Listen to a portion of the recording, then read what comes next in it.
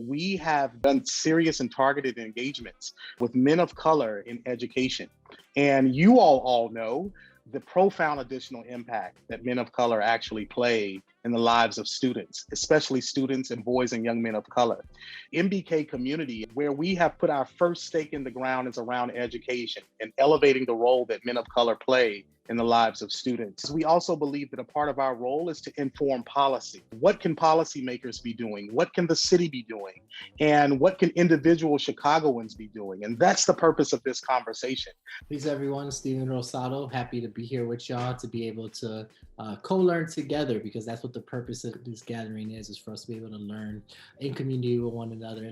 I'm curious, does anyone find spaces where they are able to have community of practice or shared learning resource exchange that they're able to engage with on a regular basis with other Latinx male educators? Or is that something that you find that's readily available, or is it something that you have to seek out and create on your own, if at all? At my school, Hansberry College Prep, and it's relatively easy to do simply because we do have other Hispanic adults in the department. So we have 2 Hispanic male teachers, and our dean of instruction is a Hispanic female. And I think that just goes back to good, strong, active recruiting to make sure that we have a lot of voices and mixed voices in our building. Although it is really available to me, it's simply because of how active our recruiting has been. Into, kind of indirectly, thank you for that, Francisco, into the question of, what are things your building administration and leadership can do? And one of the things that we know admin and leadership can do is be more intentional about thinking about, who are they staffing in these buildings, and what staffing decisions and choices are they making? I think education as a whole, we overemphasize the academics. We overlook everything else, right? The whole child. So I think because, especially in high school, I have 5 classes, 30 kids per class. It's really, really tough for me to build relationships with them. Seeing my kids having more things that are authentic to them. It's sad that they go around here learning about all these, white men that they have no connection to, when they could be learning about, how the Mexican flag, what it represents, what it means, how they got it, and all this other stuff that they would feel probably proud of, just know at an early age. And for so long, I think there was this deep rootedness or this mindset problem, thinking that I was not fit for school, or that I was not capable of learning or understanding complex material. I think that when we have these type of moments where we're reflecting and understanding what is wrong, it's our systems that are wrong, it's not the people. Through these affirmations and through this empowerment and through these opportunities to learn is how we start to break, decades and centuries of, systemic oppression that has existed in eye awakening experience as a person of color to no, the system was wrong. I was not wrong. It's not that I was not capable. It's that I was not set up to succeed.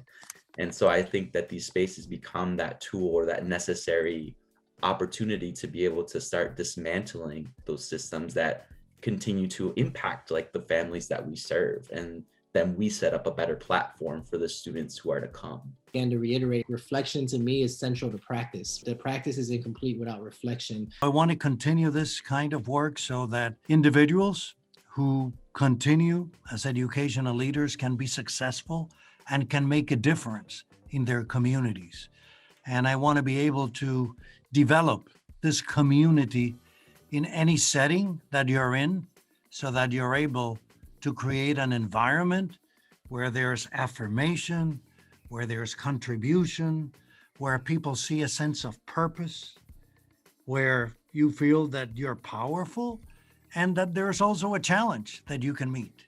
One of the things that I want to kind of capture that I'm hearing in everyone's responses is there is a desire here in this group to mentor and be mentored. That is already coming up to me pretty strongly in this group. We're gonna have our awesome partners at the Office of Equity with Chicago Public Schools to host, to facilitate the policy session. Right now, we're going to give you a little insight on the wonderful world of policy and what we're currently doing at the Office of Equity on the naming and renaming policy. In terms of the policy redevelopment, this is why we're asking you guys to join in to see what it is that we can do to drive this policy forward. One thing that I wrote out was the importance and the need to empower students' voices. If a school's name is going to be changed, the students have to be actively involved along with the parents and other community leaders to ensure that that name is reflective of their ideals, their vision, their values, and it's not just another figure that is being put on the school name without their consent and opinions. First and foremost, I want to thank everybody who participated in this focus group design session tonight. I would like to say have a great evening and enjoy your dinner.